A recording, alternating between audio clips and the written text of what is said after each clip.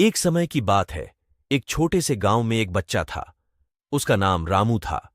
वह बहुत ही उत्साही था और हमेशा समय की कद्र करता था। वक़्त अनमोल होता है। ये वो बात है जिसने रामू को हमेशा सीख दी। एक दिन रामू ने सुना कि एक प्राचीन घड़ी उसके गांव के पास कहीं छिपी है। वह घड़ी किसी और समय से जुड़ी है, जिससे जब भी कोई उसे पकड़ता है वह वो समय में चला जाता है।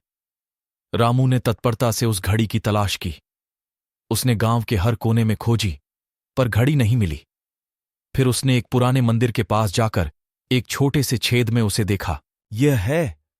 रामू ने उसे पकड़ा और सोचा, इस घड़ी का इस्तेमाल समय को सुधारने के लिए कर सकता हूं।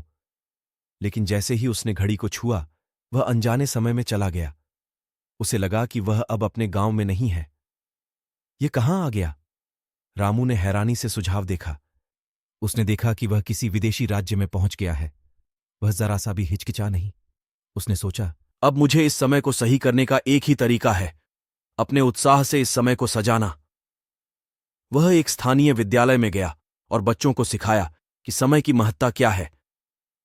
समय हर किसी के लिए समान होता है, हमें उसका सम्मान करना चाहिए, रामू ने बताया। उसने वहां के लोगों को उत्साहित किया और घड़ी को वापस पा लिया। उसने समय को समझाया और अपने गांव लौट आया। गांव वाले उसके उत्साह को देखकर हैरान रह गए। तुम्हारे पास इतनी ताकत कहां से आई? एक वृद्ध ने पूछा। रामू ने हंसते हुए कहा, समय की गहराई समझने और उसे सम्मान देने से। और उसने दिखाया कि समय को समझना और उसका सम्मान करना हमें वास्तव में सफलता तक ले जाता है। इस कहानी से हमें सीख मिलती है कि समय का महत्व समझना हर किसी के लिए जरूरी है।